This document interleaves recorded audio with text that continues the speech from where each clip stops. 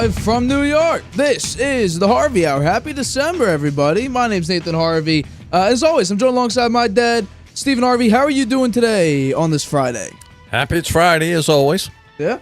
We got a great show planned for everyone today. We're bringing back my top 10 teams, so the new rendition of Nate's Notches. We're going to also recap last night's game between the Cowboys and the Seahawks, America's game of the week, 49ers Eagles. We got our Week 13 picks as always. And we're bringing back some Jets conversations because Aaron Rodgers is literally trying to do what a lot of people thought was medically impossible. So for the first topic of today's show, let's start actually with my Nate's Notches. So a lot has changed. A couple things have changed from when I last did my top 10 list. For instance, the Bengals were 4th. They're out of it. Spoiler alert. And number 10 was Cleveland.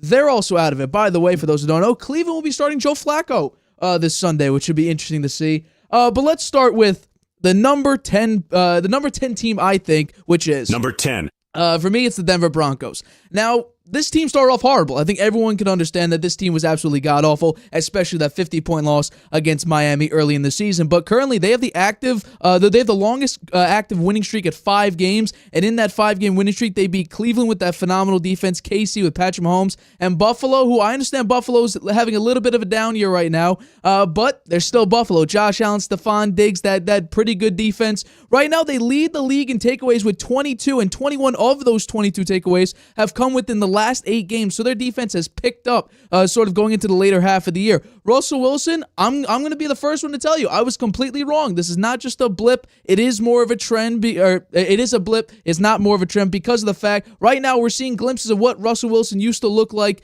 in the old Seattle days. I'm not saying he's at his peak prime, but I would say he's about 75 to 80% of the old Russell Wilson, being the playmaker, not being the game manager, running, scrambling, making plays with his legs. So right now, the Broncos currently, at this current moment, have better quarterback play than they did earlier on the year. They always had nice weapons, and they're healthy. That's the big thing. They're getting healthy and an improved defense, what we saw early in the year. That's my number 10 team, is the Denver Broncos. Number 9. The next team I got going is, in fact, the Detroit Lions. And actually, the Detroit Lions are staying exactly where they were the last time. They were 9th in my last top 10 teams list. But let's talk about them real quick. They lost to Jordan Love and the I would say the uprising Packers in Week 12. They're still 2nd in total offense. They have the 3rd highest graded run defense, which is much better than they were last year. The Lions have 7 turnovers in the past 2 games, which is not good. They're being way more careless with the football. Jared Goff fumbling issues against the Packers, throwing bad interceptions, but they still have a phenomenal offensive line. They have 2 explosive runners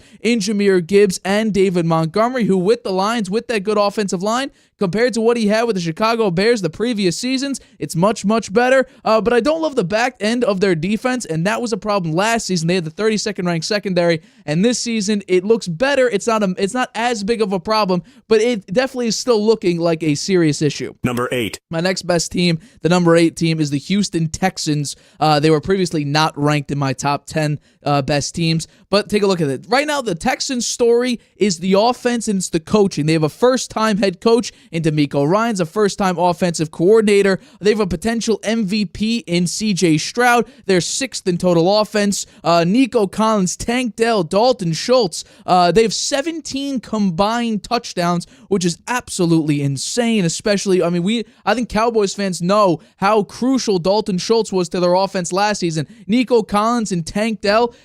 Tank Dell was a steal in, I believe, the 3rd round of the pick. And Nico Collins, going from Davis Mills to C.J. Stroud, there is a large gap there, and we're seeing just how good Nico Collins can be. They have a top 10 pass-blocking offensive line, which is pretty surprising for when you think of the Texans and how bad they've been over the course of their team's sort of career. Top 10 pass-blocking offensive line is pretty damn good.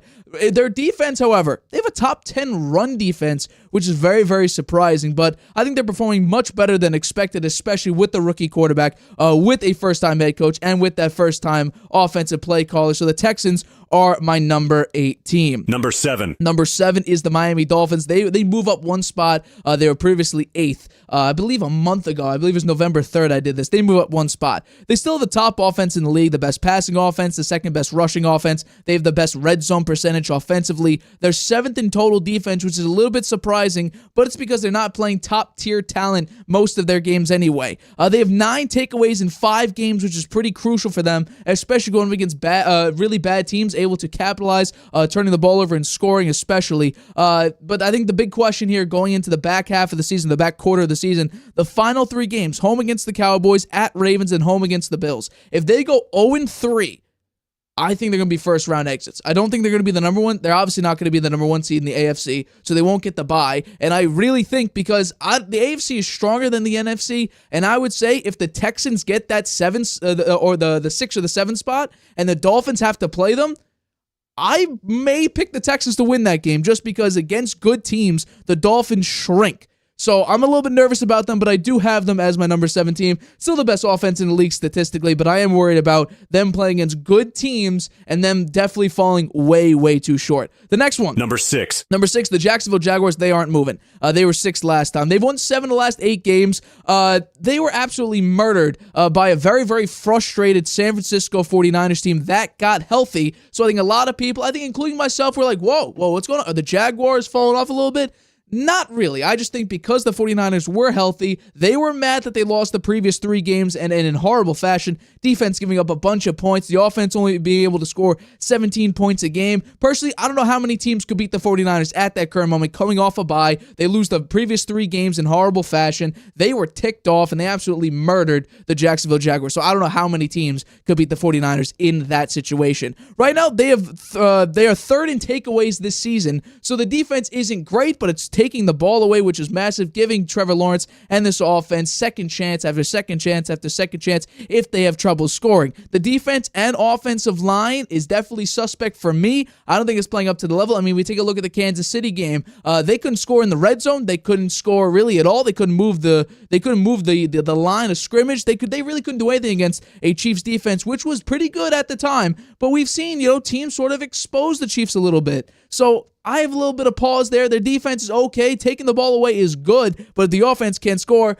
I don't know how great it actually is. However, I will say this. With Trevor Lawrence at the helm, at that quarterback position, he's got Calvin Ridley, he's got Christian Kirk, he's got Travis Etienne. They have pieces. They just got to perform. So I'm not sure if, I'm saying, oh no, sound the alarm, but the defense could be a little bit better, and the offensive line definitely could be suspect against some pretty decent pass rushes. But the Jaguars remain in the 6th spot, so let's move on to the next one. Number 5. Number 5 for me is the Dallas Cowboys, who also remain in the same place as last time. They are still one of the most dominant teams in the NFL, and especially in the NFC.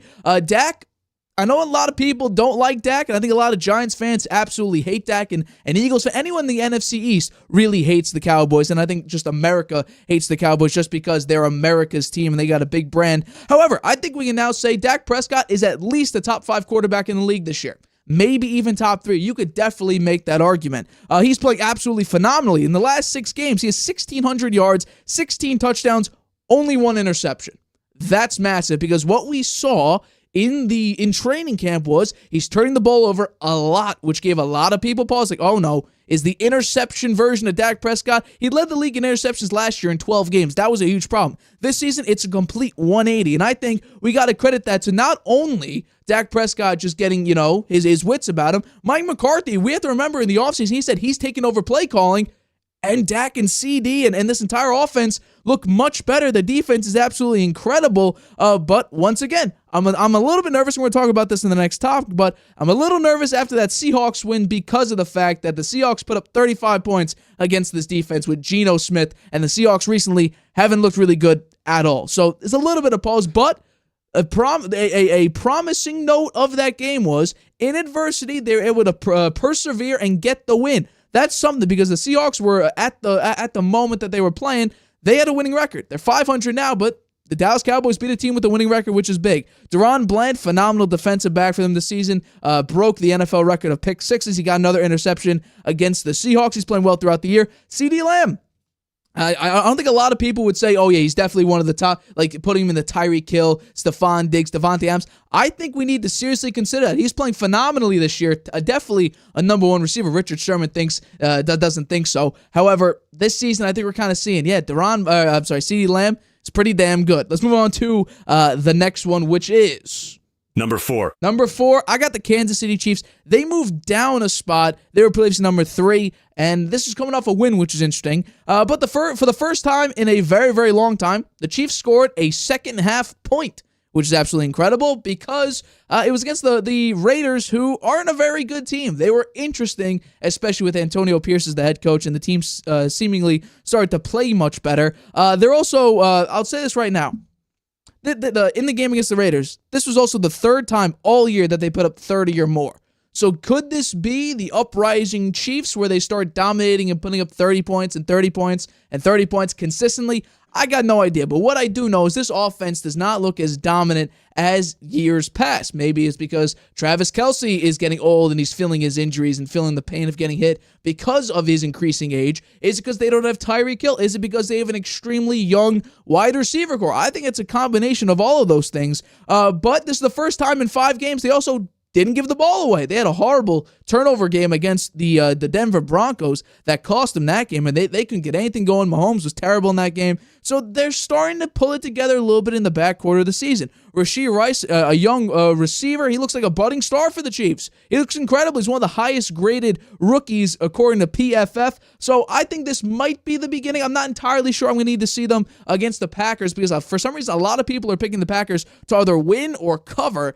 If Jordan Love keeps this game close, we're going to need to see how the game turns out. But if he keeps it close, I'm not entirely sure the Chiefs are back. I think it's going to be interesting to see. But let's move on to the next one, which is my number 3 team, which is the Baltimore Ravens. They actually moved down a spot from number 2 the last time.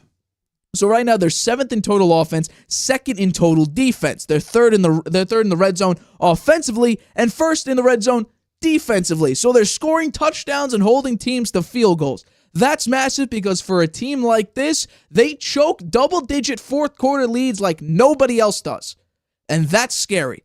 They are probably the only team that you would be really, only good team, I'll say, that you're really concerned about late in the game in the fourth quarter, up 10 or I would say up 14 or 10 points, and you're like, they seriously might choke this because they have consistently. They almost did that against the Chargers, but the Chargers aren't a very good team this year. I thought they might compete for the AFC West. I couldn't have been more wrong about that. So the Ravens, I'm a little bit nervous, but they still have a great defense. They still got a lot of weapons. Zay Flowers looks like a massive hit. Todd Monken's doing great things to Lamar Jackson's passing game.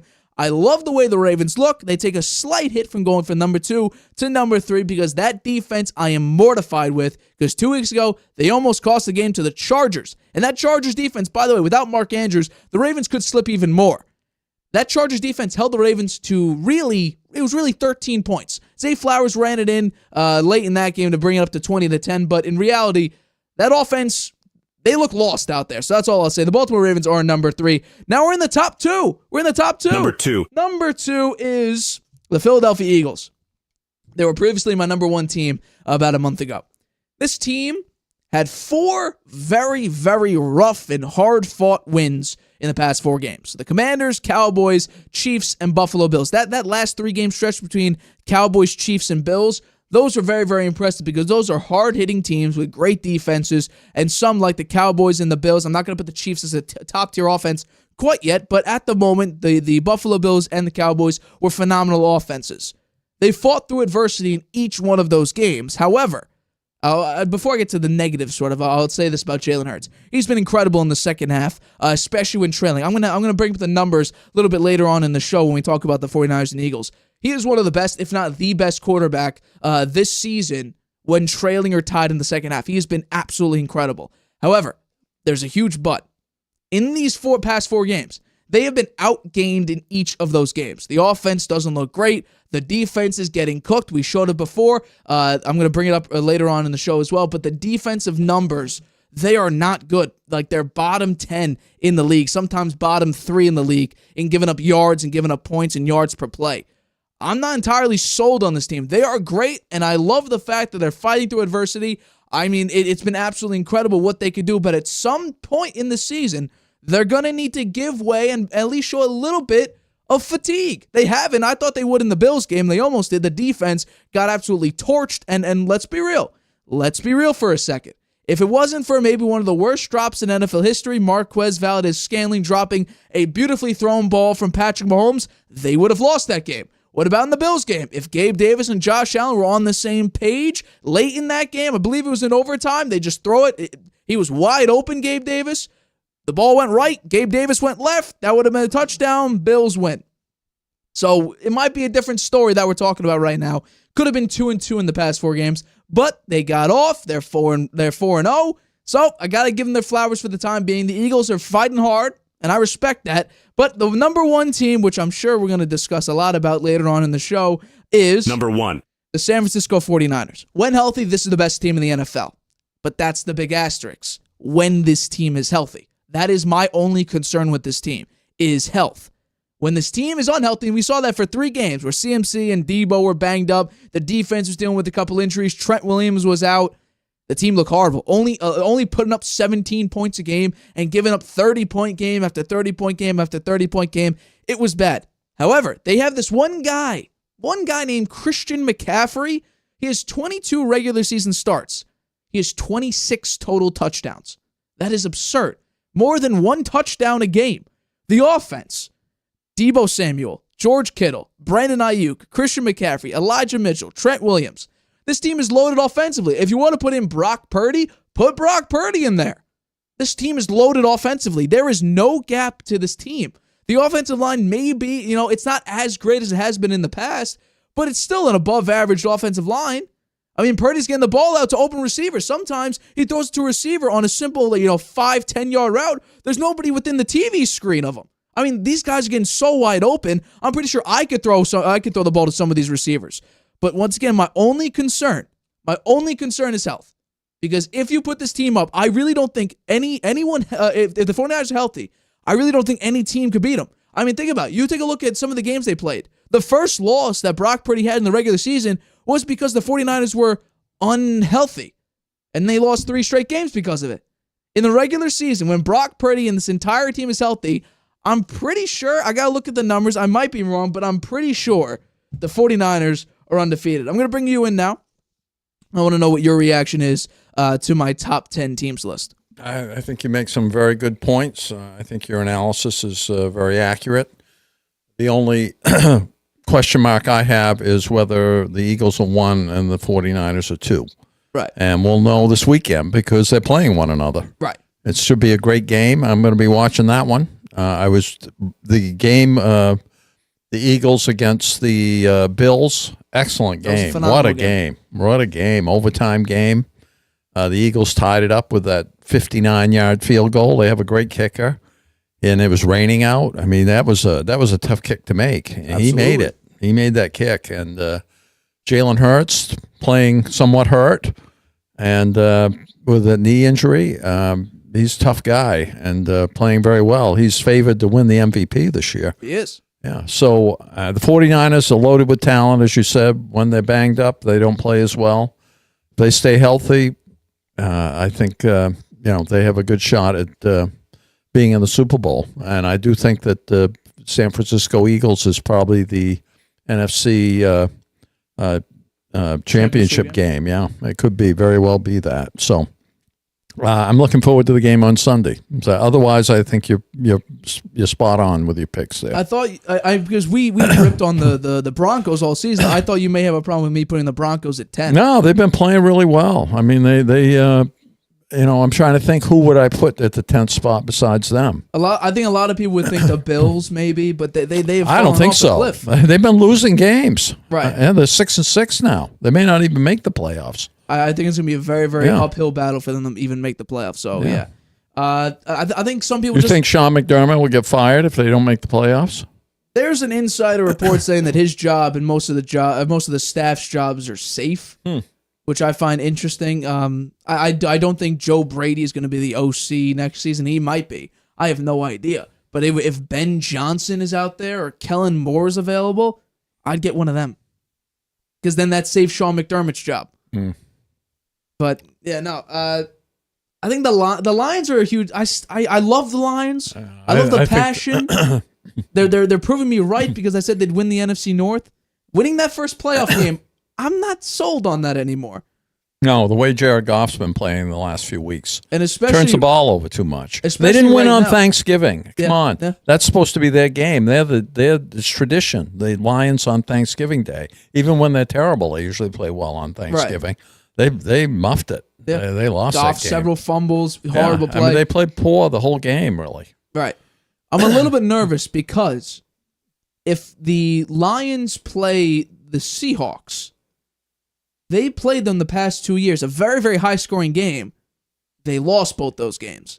So I'm a little bit nervous I would say when the Lions win, when they secure the NFC North, if they play the Seahawks, I'm going to be mortified for that game and my pick. So in terms of number 10 team, maybe the Seahawks. They played pretty well last night. I mean, Geno Smith played very well. He played phenomenally. He played very well last night. Well, I want to actually jump into that right now. So let's talk about last night's game. So the Cowboys, they narrowly snuck by, able to get the win 41-35. They improved to 9-3, creeping so close to the Eagles, potentially overpassing them when the season comes to an end. Geno Smith played phenomenally. Once again, I believe this is the fourth game where the Cowboys have 40-plus points and 400 yards. I mean, that's incredible. Dak Prescott, 299 yards, 3 touchdowns, no picks, a 15.8 passer rating. Geno Smith, 334 yards, 3 touchdowns, and 1 pick on the season, or on this game, sorry. I want to know, what is your overall reaction to this game, and are you more encouraged or discouraged by this win by the Dallas Cowboys? Well, I missed the point spread on that one by we both did. Points. Yeah. I thought the Cowboys would beat them by more, and I got home a little late. I started watching the game, and the Seahawks were actually ahead by a point, and then they got up by 8 points. They were up by 8 there. I thought, wow, the Cowboys might lose this game, but they came back, and Dak Prescott played very well. CeeDee Lamb, right? He had 12 catches in this game, 116 yards. And Dak Prescott, 29 of 41, 299 yards, 3 TDs, 115.8 passer rating. Not bad. Not bad at all. So, as you said, Dak Prescott's been playing lights out these last 4 or 5 weeks. Can he keep it up? When they get against the really tough teams and when they get into the playoffs, it's hard to say. I personally have said previously I don't think so, but we'll see.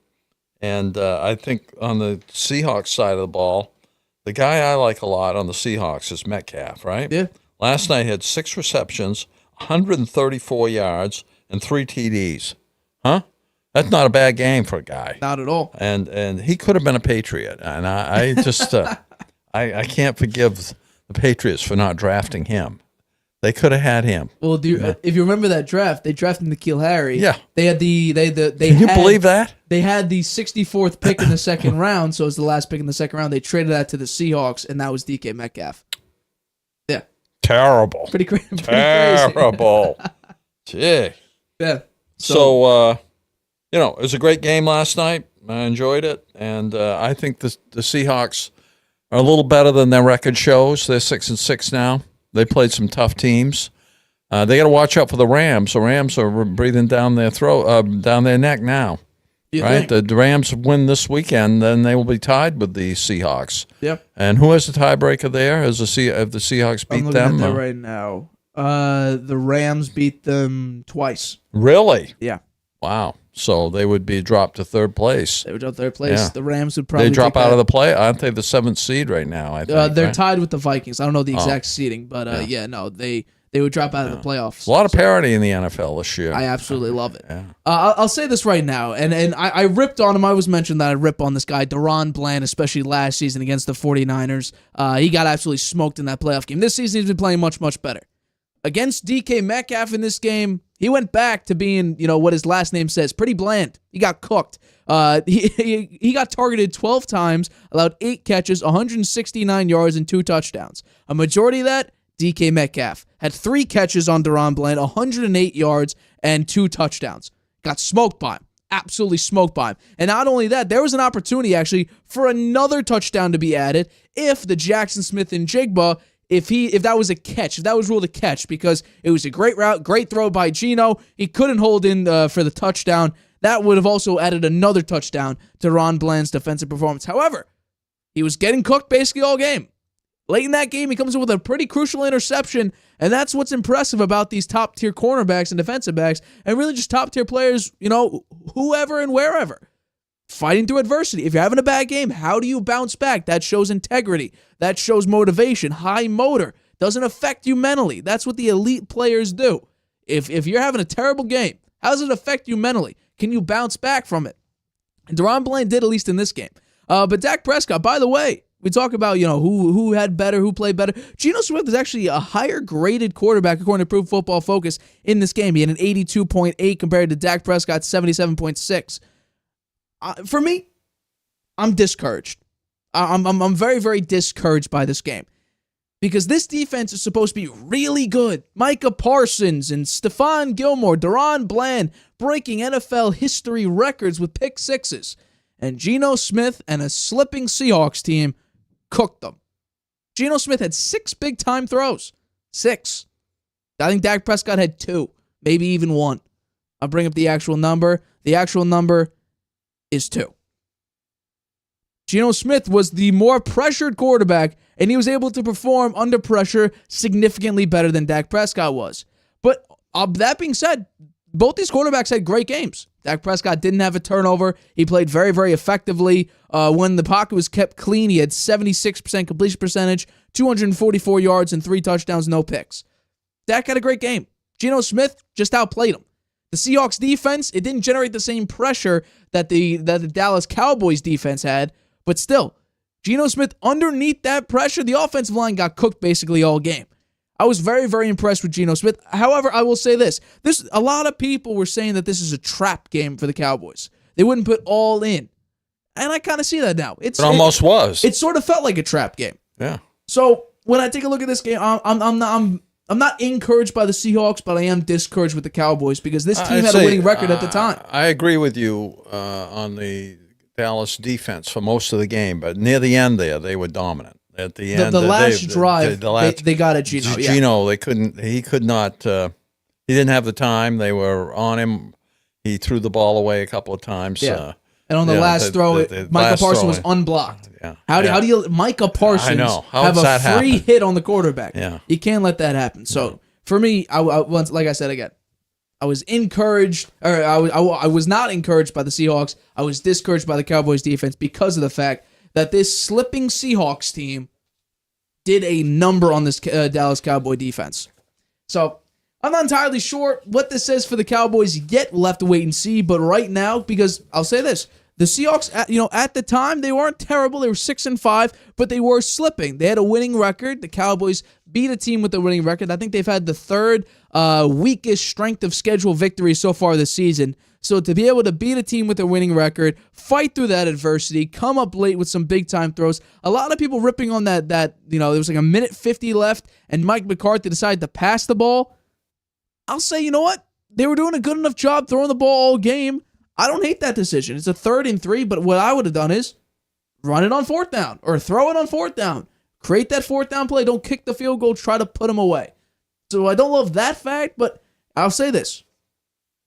I don't know how long ago it was, but I defended Mike McCarthy. We did that the mystery coach comparison. I think it was Mike Tomlin and John Harbaugh and a couple other. I think Pete Carroll was even on this list. Mike McCarthy, situationally, clock running down. I don't know if I necessarily love him in that moment, but we take a look at this Cowboys team. He's calling the shots now. CeeDee Lamb looks phenomenal. Dak Prescott, we saw him in practice. It was bad turnovers, but he's toned it down during the season. So I think Mike McCarthy deserves a lot of credit. Dak Prescott obviously deserves a lot of credit, but this offense and even the defense, they're playing very, very strong so far. I think Dak Prescott's having his best year. I think probably since his rookie year, yeah. I think it is his best year, right? And I think Mike McCarthy has something to do with that. Absolutely. Right? Calling the plays, the ones that fit nicely for him, getting a nice rhythm going in the offense, playing to their strengths. CeeDee Lamb getting 12 catches last night. Helped my fantasy team out big time. So I love that. It's Cowboys. They look pretty strong. So right now, their schedule wraps up. I'll bring it up right now for us here. The schedule right now after this game, it's going to be a rough stretch here. The last 4 of 5 games are very, very rough. Home against the Eagles, Then you're at Bills, at Dolphins, home against the Lions, and then you finish out the season at Commanders. So you have a 4-game stretch here where things may not look great. However, I'll say that there's a little bit of hope. The Eagles, if they beat the 49ers, that will be an extremely physical game. And that would mean they played 5 physical games in a row, and you're playing them. And you almost beat them a few weeks ago. Yeah, well. Cowboys look pretty damn good right now against the Eagles, even if they're at home. The Eagles have had a really pretty tough stretch, and they've played very, very well. And as you say, they got even a little luck there. Yeah, and they could have been 2-2 easily, but they're 4-0 in those games. And I can't wait to watch that game tomorrow. On Sunday. And at Bills, we don't know what the Bills look like. They're still fighting for a playoff chance, so they'll be playing their hearts out. And then it's going to be a battle of the teams who don't beat other good teams, the Dolphins versus the Cowboys. That right there is going to be a very, very interesting game. Will there be very, very low scoring? Will it be a lot of scoring, no defense? We'll have to take a look at that. And then the Lions. Do we still count them as a good team? I've said this all year. The Lions are suspect in my mind. Sometimes they look great. Other times they look like the old Lions. So, And Jared Goff has kind of regressed a little bit. I like him a lot. I'm hoping he'll come out of that kind of slump he's having with turning the ball over. But that's important for them. Those turnovers cost them on Thanksgiving. Yeah, so I don't know. We'll have to wait and see, obviously. But for the time being, Cowboys, great win. Seahawks, you were so close. You did cover the spread, though, so good for you. We picked the Cowboys to win outright and cover that spread, so not great for us. Let's move on to our next topic, which is America's Game of the Week, the San Francisco 49ers against the Philadelphia Eagles. For the first time in, I believe, NFL history, the Eagles are home underdogs while having a healthy quarterback and have a 10-1 record. Kyle Shanahan was asked about that, and this is what he had to say. Yeah, I mean, it doesn't make a lot of sense to me, but I don't really know how that stuff works, so I don't really know why. It is random. That's a good answer. So Kyle Shanahan has no idea why. I have no idea why. No idea why. So I want to know. I'm not sure I do either. Should the Eagles actually, be home underdogs in this game against the 49ers? No. I'm picking them to win. I think that home crowd in Philadelphia, they're wild.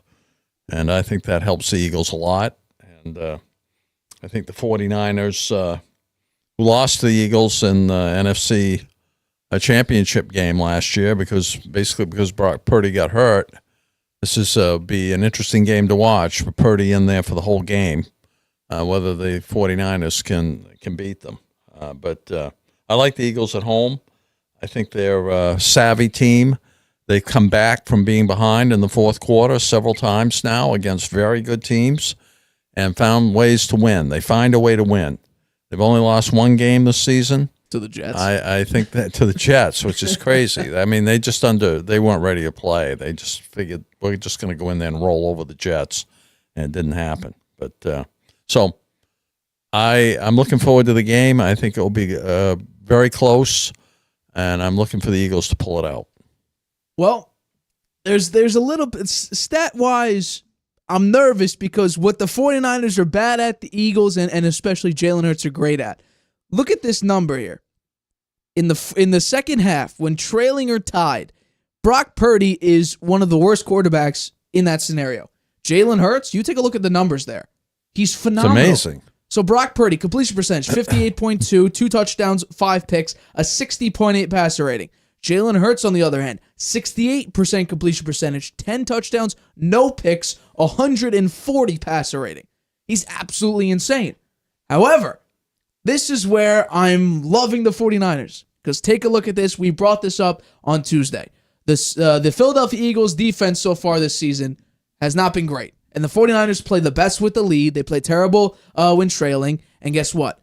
Opponent points per game, 22.4. That ranks 20th in the NFL. Opponent pass yards per game, 255.7. That's 29th. Opponent touchdown to interceptions, 23-6. That's 30th in the league. And opponent third down percentage, 45.5%. That's 30th in the league.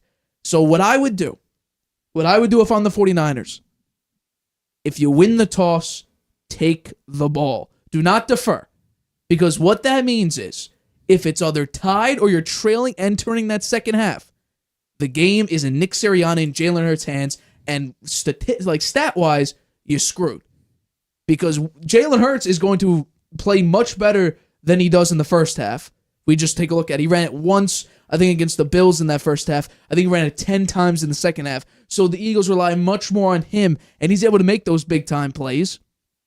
So if I'm the 49ers, and I think there's a stat out there when down 8 or more, or 8 or under, Kyle Shanahan in the fourth quarter is like 0-37. It's something along the lines of that. So even in the fourth quarter, you better hope you have a lead. Because we've seen so far this season, now context-wise, you could say injuries, the 49ers are terrible. They're absolutely terrible in the fourth quarter when they're trailing or tied. And that's where I'm a little bit scared. Is that even with when they're healthy? Well, they don't. We saw that for 3 doesn't games. Happen. It doesn't happen to them when they're healthy. Right. So we saw it's it for in those 3 3 games when they had the injuries. So it's and it was hard against to the say. Browns. It was against the Vikings, and I'm forgetting that third team. I'll bring it up real quick, but that's what I'm most nervous. That's what I'm most nervous about. And that third team, by the way, was the Cincinnati Bengals, right, where Joe Burrow cooked that defense. So I'm a little bit nervous here. However, I am picking the 49ers because of the fact that they're healthy, that overall they are a very, very dominant team. The front 7. We talk about, who has the better team, and player-wise, you can go down the list of, better player by better player. And generally, if you think about it, if you do a top 10 of the best players, interchange of the team, so Jalen Hurts and Brock Purdy could still be on the list, that generally, determines the outcome of who's the better team and who will most likely win. This front 7 for the 49ers, there is one question mark, but because there's 6 guys on the front 7 that are so great, that one question mark isn't as big. So the front 7, Chase Young, Eric Armstead, Hargrave, Nick Bosa, Dre Greenlaw, Fred Warner, and then Oren Burks. The front 7, there's one maybe missing there. And because your defense was a little bit lackluster when they weren't even healthy, having Chase Young there as well, and he's having a comeback year here, and then having Hargrave and Armstead and Bosa, and then Greenlaw and Warner and Burks as your linebackers, you can't miss. You got Ward as a defensive back. I wish Hufanga was out there. He's out for the year. So the front, and I understand, Jalen Carter, I had him as my defensive rookie of the year. We talked about this. So it's not that I'm bringing down the Eagles. I'm raising up. Both things could happen at once. The 49ers have a better defense. You than could the Eagles. raise a team without dropping another one. You could praise a team without smashing the other. I understand. The Eagles are 10-1 for a reason. They honestly, if you think about it, probably should be 11-0 if it weren't for the Jets.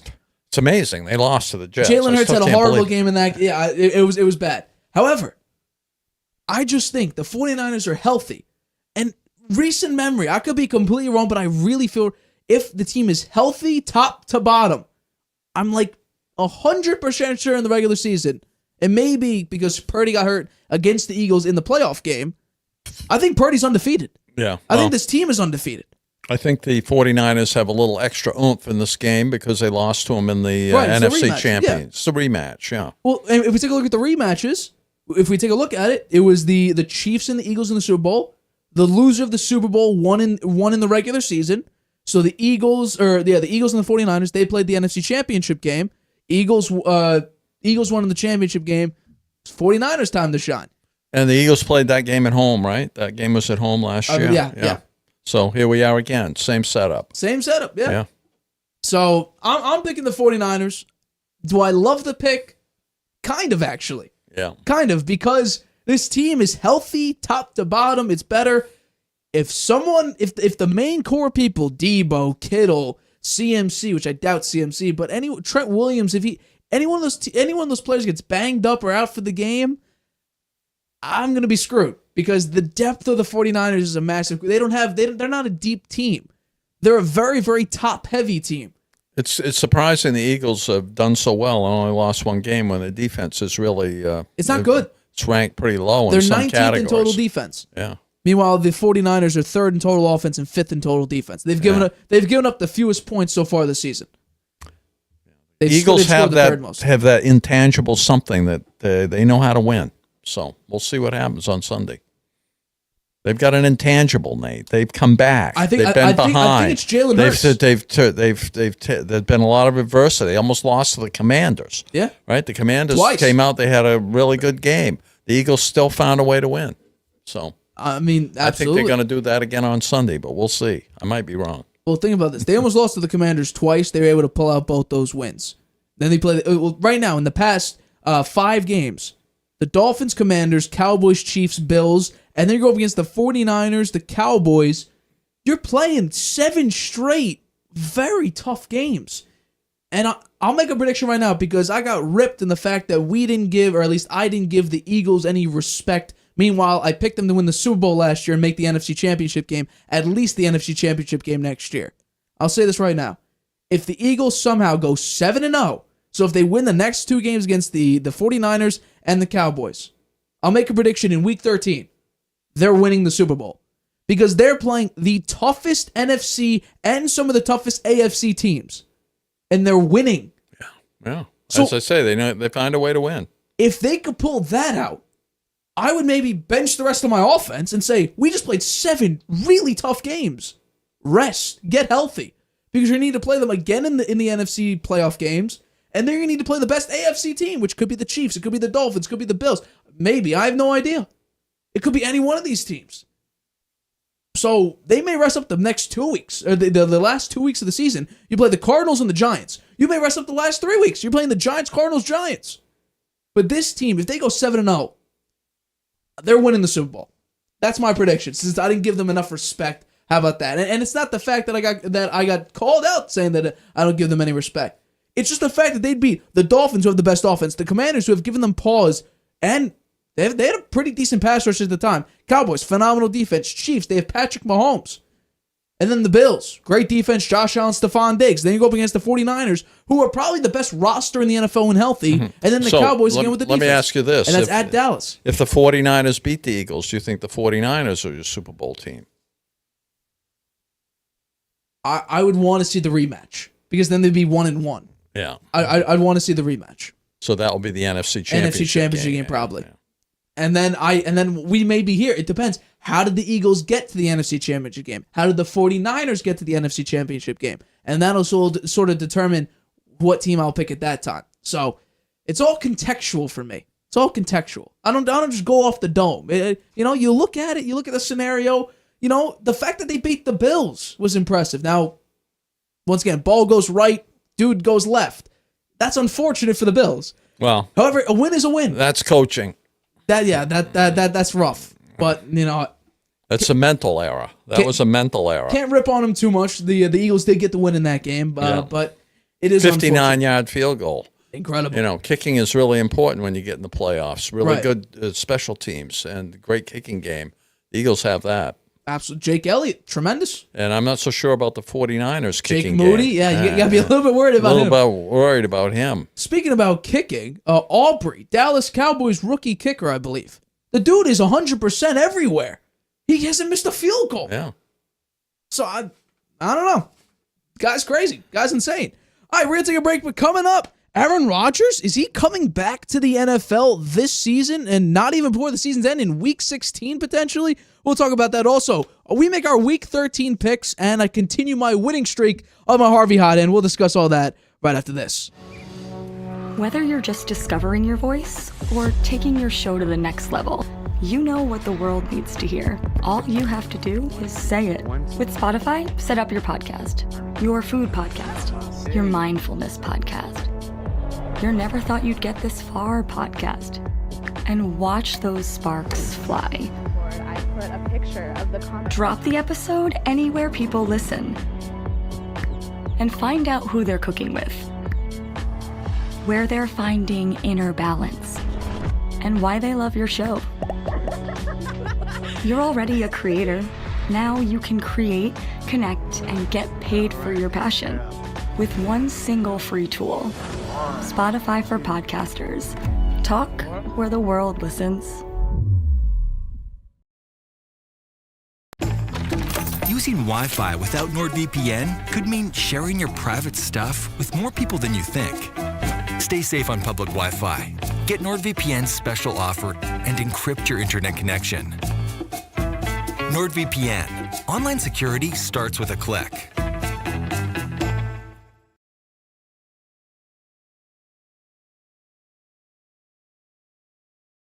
Welcome back to the Harvey Hour. My name's Nathan Harvey. As always, I'm joined alongside my dad, Stephen Harvey. Let's get into our next topic.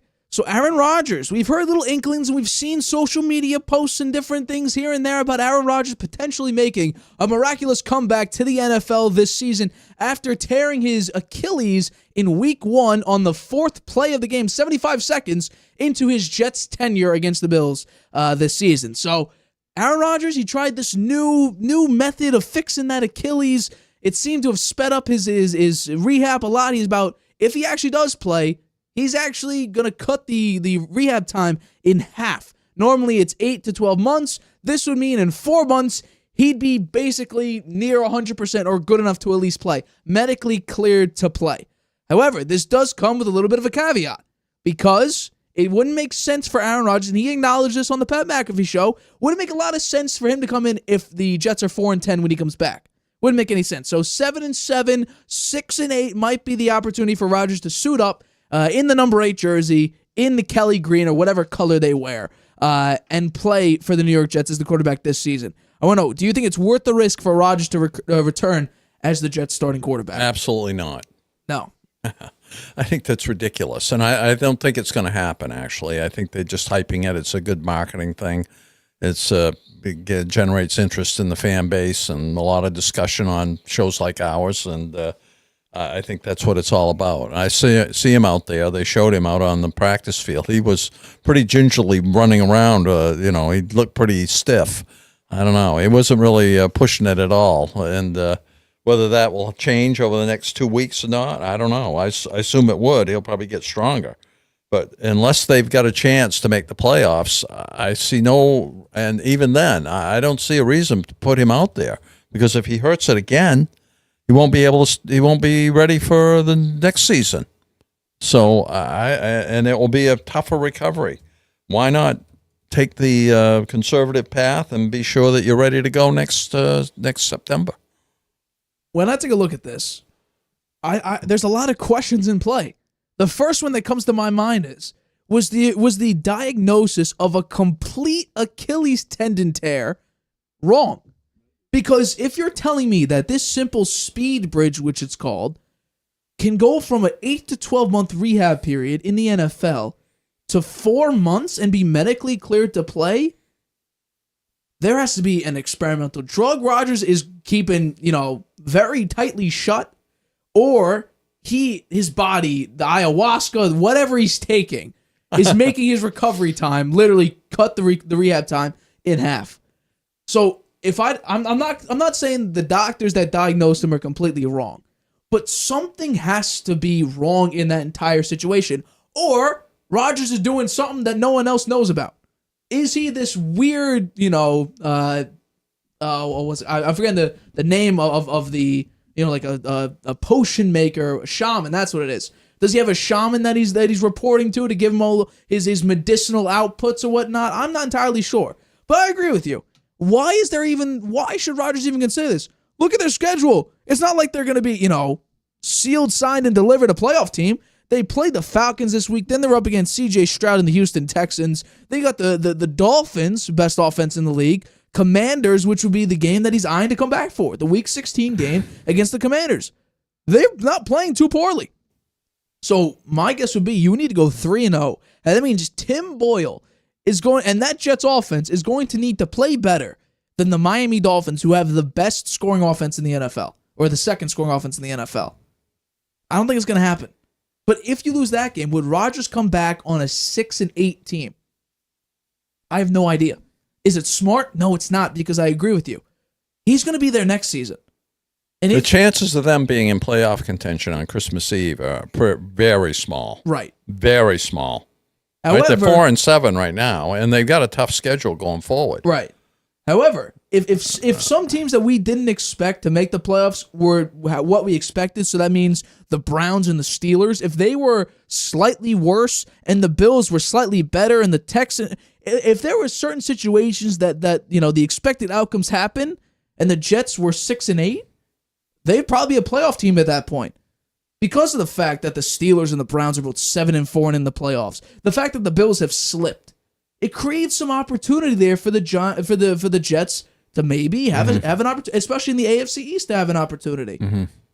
I think they'll be hard pressed to beat Especially the Falcons. I bet they'll be hard pressed to beat the Falcons. Falcons are 1.5 point favorites. That dropped from 2.5 points down. So who the hell is betting the Jets? The Texans, you think they're going to beat the Texans? They're certainly not going to beat Miami. It's going to be very, very difficult. So I think the next 3 games, they could easily be 0-3. And that will probably mean Rodgers doesn't come back because it wouldn't make any sense for him to come back. Yeah. If the team is, at that point, they'd be 4 and 8? Yeah, 4 and 8. There's no chance or no point of him coming back. Or it'd be 4 and 9, sorry. 4 and 9. So it makes no sense for me. Wouldn't they be 4 and 10? They're 4 and 7 right sorry, now. 4 and 10. 4 and 10. Sorry, Yeah. you including the Dolphin game, correct?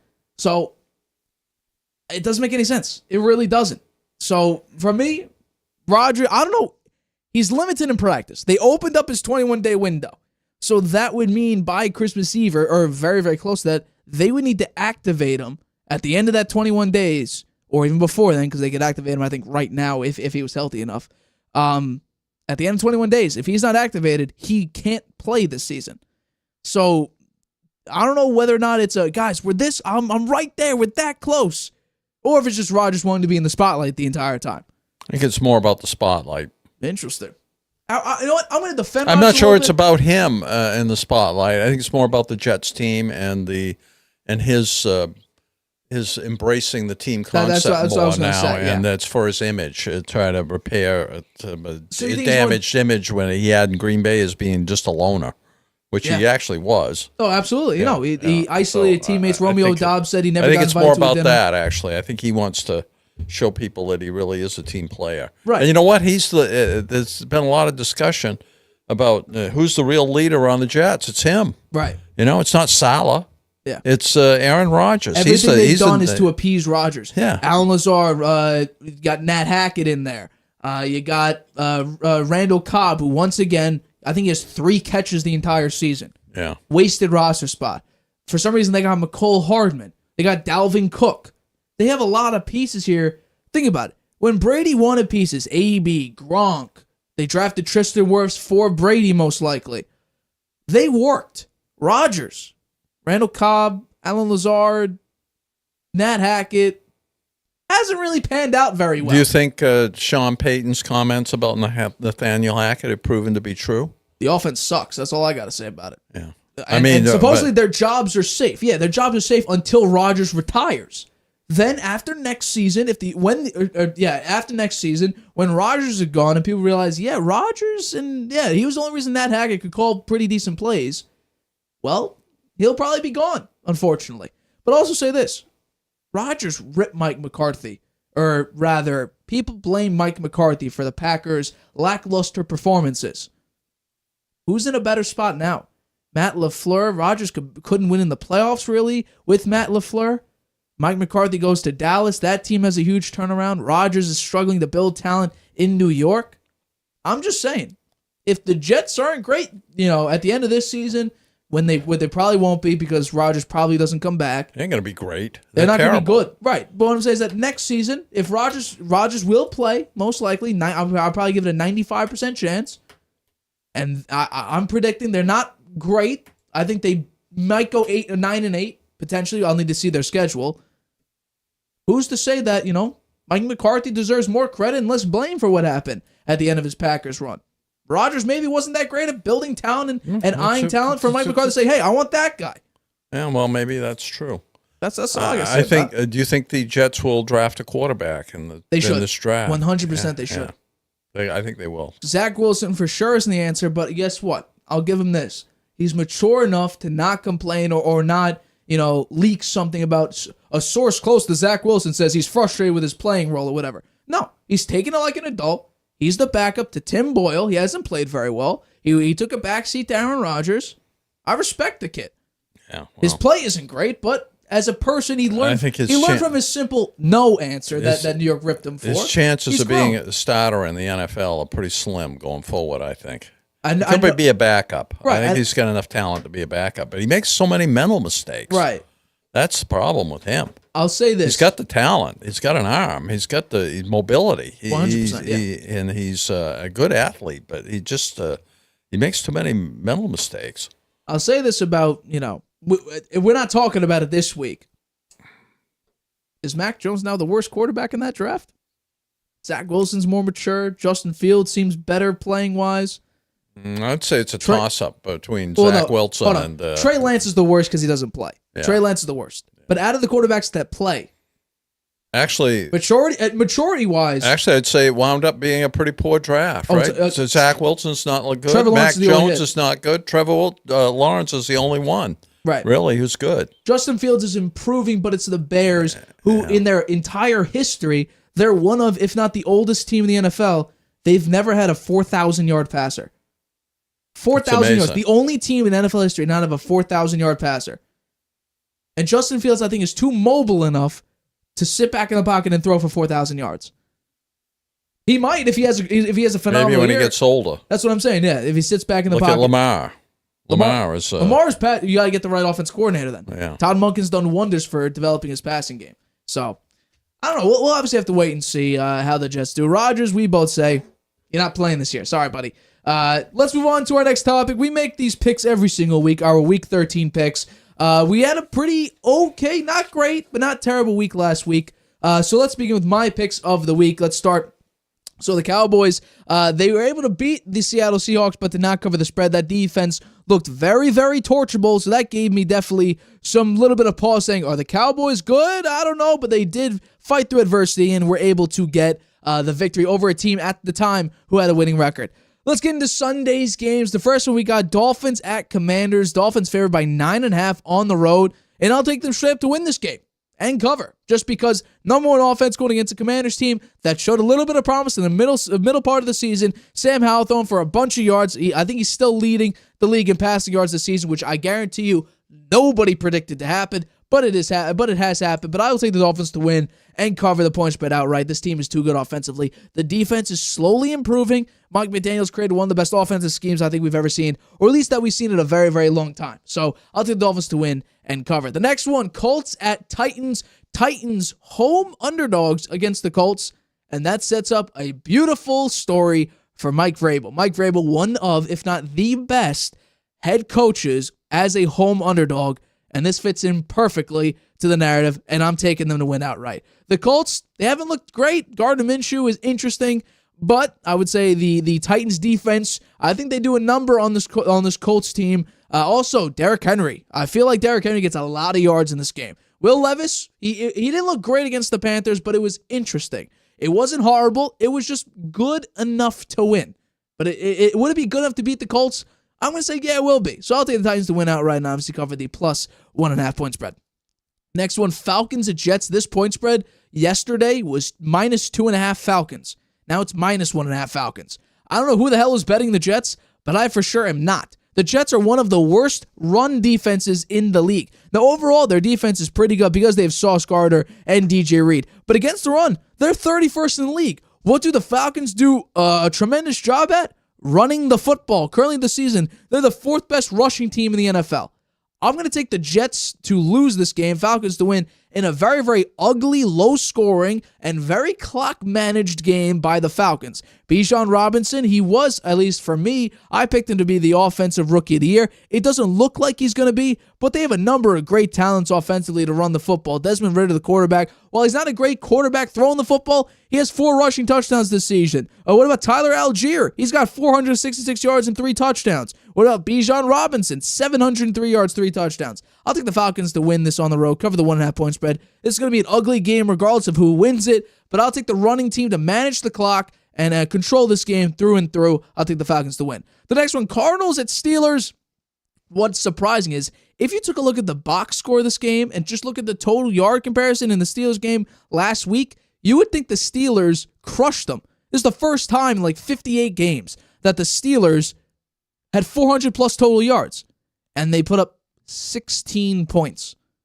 On the other hand, the Cardinals with Kyler Murray, now I understand he's getting back, he's getting healthier. However, in the past 2 games that Kyler Murray has started, the Cardinals have averaged 15 points a game. Not really that good. Hell, they're averaging less points a game with Kyler Murray out there than they did with Desmond Ridder and Clayton Tune. So not good. Not good for Kyler Murray so far this season. However, I'm going to say the Cardinals cover the point spread. It's a plus 5.5 point spread with an offense that's interesting with Matt Canada being fired. I just think Kyler Murray gets something going. I don't know what it is. I just think it's good enough to cover a plus 5.5 point spread against an offense in the Steelers that do not do offense very well. It looks like Deontay Johnson and George Pickens throughout the season, they've given up on plays. They've just looked completely out of it. So I'd say the Steelers win the game. However, the Cardinals do cover the plus 5.5 point spread. The next one. This point spread moved to half point. I love it when it was -4, but it's -4.5, but I'll still take it. I'll take the Lions to win and cover over the Saints. It's a very, very bad streak the Lions have had so far. However, I do think they'll bounce back in this game against the Saints. The Saints have one of, if not the worst, red zone offenses in the NFL. We saw it last week. While, yes, the number-wise, Derek Carr had over 300 yards passing, red zone-wise, they're terrible. They're 29th in the league in the red zone. So I'll take, actually, the Lions, who have not a great red zone defense. However, I will take the offense to outscore the Saints. I think this will be a more offensive game than defensive game. I'll take Jared Goff in this offense to bounce back after a pitiful, absolutely pitiful performance on Thanksgiving against the Packers. I'll take the Lions to win and cover on the road and cover the -4.5 point spread. The next one, what a sad day for Mac Jones. Chargers at Patriots. Chargers favored 5.5 points on the road. So neutral field, that would be 8.5. Sorry. This is a perfect game for the Patriots to shock the world. The Chargers are going for an NFL record for the most passing yards given up per game in an NFL season. The Patriots have no offense, at least passing the ball. Rushing-wise, they're doing a pretty good job, at least recently. The Chargers, they're 14th in run defense, 32nd in pass defense. Zappe is going to be the starter this week. Malik Cunningham and Bailey Zappe, mainly Bailey Zappe, took first-team reps while Mac Jones is in the practice squad. I'm taking the Chargers to still win here. This will be a trap game for the Chargers, but I'm not believing it. The Patriots are seriously that bad. The Chargers, while Keenan Allen is dealing with an injury right now, and he's had a couple DNPs, I'm very scared about that, because outside of that, I don't think really anyone trusts Quentin Johnson to do very well because he hasn't played very well. I'm taking this might be a bad choice to at least pick the Chargers to cover. They might win, but the Patriots might somehow cover in an ugly game. I'll take the Chargers to win and cover the -5.5 point spread on the road. The next one, Broncos at Texans. I think the Texans end the Broncos' 5-game winning streak here. CJ Stroud's playing phenomenal this season. Now, while the turnovers, they were none in the first number of games, recently, yeah, the turnovers have sort of happened, rookie mistakes, but we're not bashing him because somehow he comes out on top anyway.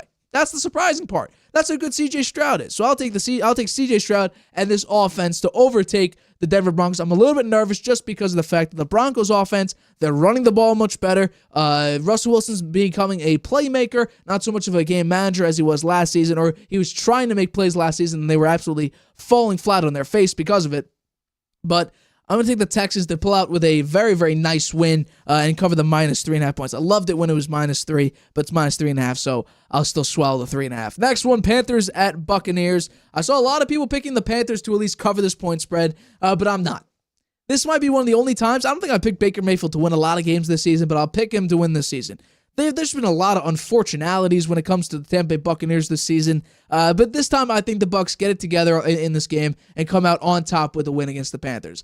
I would have hoped the Panthers could win because that gives, as a Patriots fan, that gives them a higher shot at getting the first overall pick and securing Caleb Williams if the Bears decide, Justin Fields ain't for us, and the other trade and release him, whatever the case may be, and draft a quarterback. So that's when I unfortunately can't pick them. I thought they had a shot against the Titans, and they did several drives where they had an opportunity to score, and they didn't. They fell flat on their face. I'll take the Bucs to win and cover the -5.5 point spread.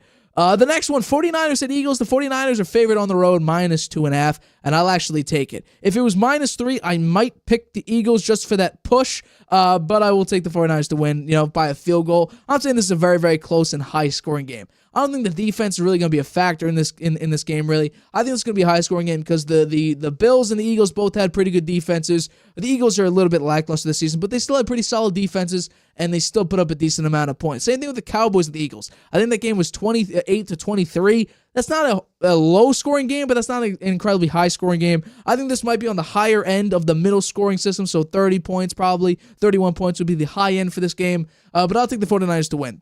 I think they're the better team when healthy. Their defense is much better and more consistent, especially when healthy. And I just think the Eagles, at some point, they got to feel fatigue at some point. They played 4 very, very physical games. They've been outgained in 4 straight games and still came out with the win. That takes a lot out of you. Now, if they win this game, win the next game, I already said earlier in the show, they're my Super Bowl pick right here, right now. I don't think we made Super Bowl picks early in the season because we saved that for a case-to-case basis. So we're not going to pick, we're going to do the divisional game and then, the championship game and so on and so forth. We're not picking Super Bowl favorites.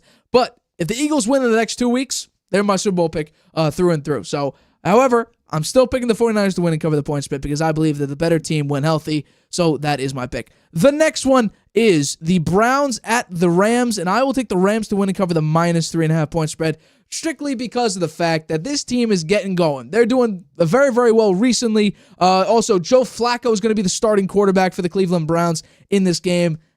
I don't think it's going to do much. DTR is out. Deshaun Watson, we already know, is out for the season. PJ Walker, unfortunately, is not playing. I thought he did an okay job. It wasn't good. It wasn't nowhere near good, but he was good enough. He won in a game against the Colts. He had a few nice... Hey, I'm not going to say he outplayed Brock Purdy. However, he did beat him. I will say that. But Joe Flacco will be the starting quarterback of this game. I just think right now, Puka Nacua, Tutu Atwell, Williams is back at the running back position, Cooper Kupp wide receiver, Matt Stafford. This team is coming together properly on offense. Put up, I think, 37 points last week. I'll take the Rams to win and cover at home and cover the 3.5 point spread. The next one, a lot of people picking the Packers to at least cover this game, and some even have them winning. It's Chiefs at Packers. Chiefs favored by -6 on the road, and I'm going to take them fully. So that includes covering the -6 point spread. The Chiefs, they finally scored a second half point in a very, very long time. So something clicked. Now, was it just the Raiders? Maybe. But in this game, will it be just the Packers? Or will it be, some momentum the Chiefs are picking up? I don't know if the Chiefs are back or near where they were last season, but I do think they are better than they were a couple weeks ago, so I'm going to take them to win and cover. I will give Jordan Love a little bit of credit, though. He's playing much better than he has, especially earlier on in the season. He beat the Lions in sort of convincing fashion. I know the game was like a touchdown away, but it was in convincing fashion. So I think Jordan Love, like I said, I thought he can get to 8-9 like Rodgers did last season. I didn't expect 13-4. I didn't expect 12-5. I didn't expect him to do wonders. All I said was, in your first season, can you replicate what Aaron Rodgers did last season? He's kind of doing that right now. And we look at the numbers. We did the quarterback comparison in the first 12 starts that a quarterback has. It was a mystery comparison. Jordan Love versus Aaron Rodgers in his first 12 starts, and they're nearly identical. So maybe, I'm not saying he is, maybe he's on the Aaron Rodgers path, at least, in his Packers career, but we'll obviously have to wait and see down the line if the Packers continually give him that opportunity to start for them. And in the final game, Monday Night Football, we got the Cincinnati Bengals and Jake Browning up against Trevor Lawrence and the Jacksonville Jaguars. Jacksonville's favored by -8.5, and I'm going to take them straight up, cover that 8.5 point spread. They've won 7 of 8 games. They're doing a very, very good job. Turnover-wise, they're incredible. So I'm going to take them. I just think they're the better team. And also, Jake Browning is the starting quarterback at the Cincinnati Bengals. I have zero faith in Jake Browning shocking the world or doing anything special for the Cincinnati Bengals to somehow beat the Jacksonville Jaguars. Their defense is okay. I still think it's suspect, but I don't think the Bengals have a great defense anyway. So what about the running game? I think Jacksonville, they do a better job at stopping the run than they do at stopping the pass. So far this season, the Jacksonville Jaguars in rush defense, they're 4th in the league. They're 29th in pass defense. They're 4th in rush defense, 28th in pass defense. Joe Mixon's really their only threat in the running game. You got Jamar Chase, you got T. Higgins, you got Tyler Boyd, but it's Jake Browning throwing you the ball. I don't have a lot of faith in him. I really don't. So I'll take the Jacksonville Jaguars to win and cover the -8 point spread at home on Monday Night Football. And that wraps up my Week 13 picks. Let's go over to you now. Your Week 13 picks. Take it away. Okay. Well, I won last night, but I missed on the point spread, as did you.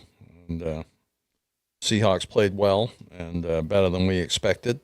Geno Smith looked very good. I think the Seahawks still have a chance to make the playoffs. We'll have to wait and see. On the Dolphins against the Commanders. I think poor Riverboat Ron, he's heading down the river. I think he's done after this season. I don't think he's going to make it. I think this is his last season with the Commanders. I think the Dolphins win and cover. I think the Colts are going to win this game, Nate, against Tennessee. You made some good points for Tennessee, and Will Levis is undefeated playing at home. But the Colts they're a playoff team, right? Aren't they the last seed right now? The Colts at this current moment are a playoff team. Yeah, so they got a lot to play for. And Gardner Minshew, he has his moments. He can play, and they have Jonathan Taylor, a running back. So they played some inspired ball this year. It's too bad that their rookie quarterback they got hurt, Richardson, but they're still in there. They're hanging in there, and I think they'll find a way to win this game. The Falcons against the Jets, I think the Falcons are going to win. As you mentioned, they got a great running game. They have Bijan Robinson, could be the rookie of the year if it wasn't for C.J. Stroud. The Jets, on the other hand, will be starting Tim Boyle, and their offense just does not have anything. The defense is pretty good, but lousy against the run, and the Falcons are a top running team. So I think the Falcons will find a way to beat the Jets at home. And the Steelers against the Arizona Cardinals. I'm surprised Kyler Murray hasn't found a way to help them win a few games here, because I thought the Cardinals had a pretty good nucleus of players and were playing reasonably well, except for at the quarterback position. And now Kyler Murray's back, and could be what some people think could be an elite quarterback, and he has not found a way to help the Cardinals win these games. And the Steelers have a great defense. As you mentioned, their offense is suspect, but I think the Steelers will find a way to win and cover the game. And they're at home as well. They play well at home usually. Lions at Saints. I mentioned the Lions are a little shaky, and Jared Goff having a tough time recently. I still think they'll find a way to beat the Saints, who are not very good, and lost their chance at being first in their division by losing to the Falcons last week. So I think the Lions are going to find a way to win that game. Chargers at Patriots. I'm picking the Chargers. I'm sorry. I'm a Patriots fan. I got my Patriots sweatshirt on here. But I don't think they're going to beat the Chargers. And generally when I pick against the Patriots, they win. So maybe this is the way to get them a win, is to pick against them. I'm hoping Malik Cunningham will get in the game. Bailey Zappi starting. Mac Jones all the way down to quarterback number 3. I'd like to see Malik Cunningham in there. He looked good in the preseason, and they haven't given him any real chances this year. Maybe this is it. The Broncos against the Texans. I like the Broncos, Nate. I think they're going to cover the point. They're going to beat that point spread. They've won 5 in a row. They're on a mission to get back to playoff contention, and I think they're going to find a way to do it against the Texans, who I like a lot, and like C.J. Stroud, think he's the rookie of the year. For a while there, we thought he might be an MVP candidate. The Texans are a young team, and I think that the Broncos are going to find a way to win that game to keep their win streak going. The Buccaneers against the Panthers. I think the Buccaneers are going to win this game and cover, but I'll say this. Generally, when a team fires their coach, it gives the players, if the coach has been lousy, and apparently Frank Wright has been, it generally gives the players a boost. Look at the Raiders. They won 2 in a row after they fired Josh McDaniel. It could be the Panthers find that juice, and they find a way to beat the Buccaneers, even though they're playing on the road. We'll have to wait and see. It's a divisional game. But I do think the Baker Mayfield healthy and playing in this game, and the wide receivers the Buccaneers have, that they'll find a way to win this game. We've talked a lot about San Francisco and the Eagles. I said earlier I think the Eagles are going to win, and I don't think that they're the underdogs, so they're going to beat the point spread there. I think it'll be a great game, and we'll see what happens. The Eagles have had a lot of tough games recently, pulling them out at the end, going 4-0. It easily could have been 2-2, as you mentioned, but they found a way to win. I think they're going to find a way to win this game as well. The Rams against the Browns. And Nate, how are they starting Joe Flacco? I don't understand Watson's that. out. DTR's What happened out. to DTR? He's a concussion, I believe. Oh, he got a concussion? He's out, yeah. Huh. But then P.J. Walker's only last. Why wouldn't they play P.J. Walker? They don't think he's good enough. I mean, come on.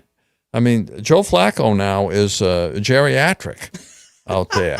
I think P.J. Walker, at least he's got some mobility. He may wind up in the game.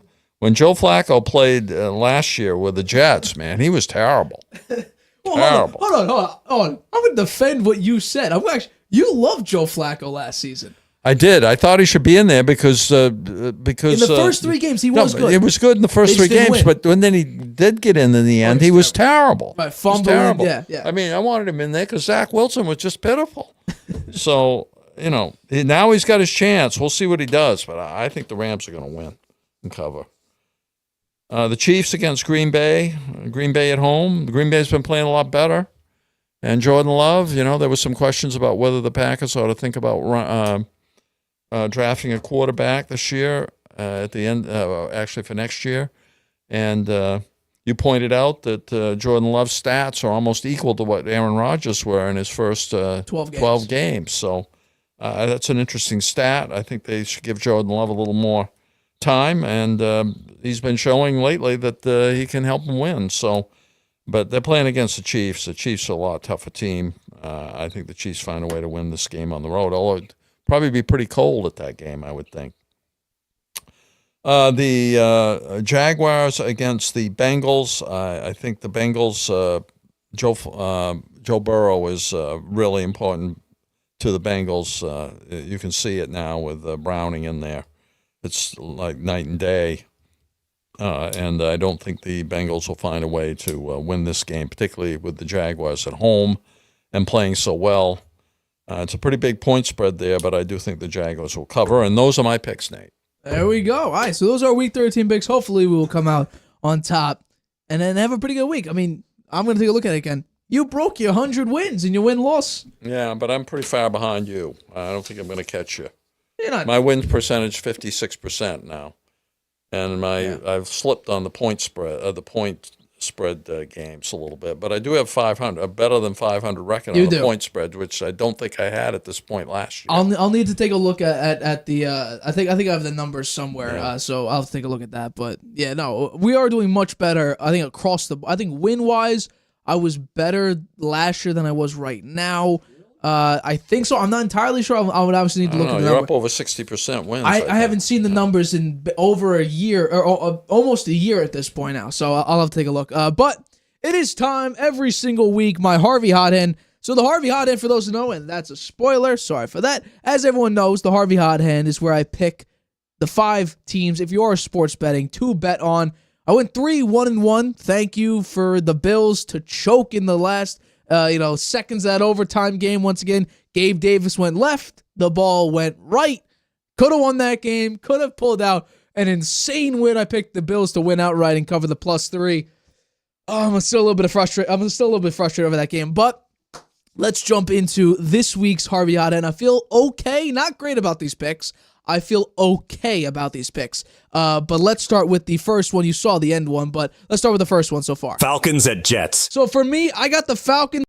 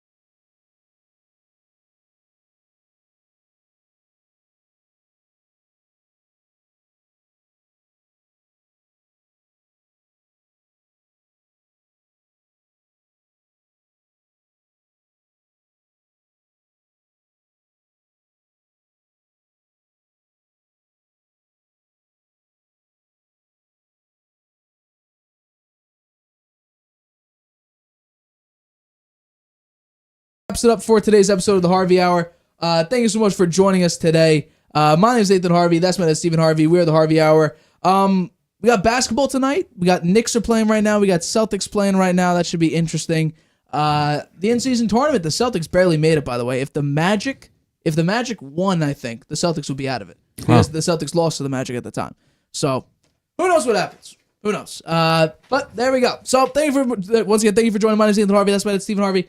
Tuesday, we got a huge breakdown. We're going to obviously talk about this game, the Eagles and the 49ers. We got a bunch of games to cover, maybe some basketball coverage as well. But for this, by the way, I know you're going to hate this. I hate cutting off my outro, but the Red Sox, they've removed themselves from the Shohei Ohtani sweepstakes. Well, I'm not surprised. You're not surprised? They don't want to spend the money. Yeah, he's going to cost a lot of money. $500 million, yeah. They don't. That's not the way they play baseball these days. They go on the cheap. They try to resurrect the careers of these guys that are past their prime and hope they've got one more season left in them. You saw that. What's his name? Justin Turner. He's not going back to the Red Sox. He had a good year last year, but he's not going back there. So, unfortunately, I think it'll be. I don't know. I thought the Red Sox would fire Alex Cora, and they didn't. But they may fire him in the midseason this year if they play like they played the last 2 years, where it's obvious they got no pitching and they got a lot of retreads playing on offense. So I don't know. I've been disappointed in them, as you can tell. Yeah. All right, so I just thought I'd bring that up. So once again, we will see you Tuesday, 6:30 p.m. Eastern, right here on YouTube. Good night, Grandpa. Using Wi-Fi without NordVPN could mean sharing your private stuff with more people than you think. Stay safe on public Wi-Fi. Get NordVPN's special offer and encrypt your internet connection. NordVPN. Online security starts with a click.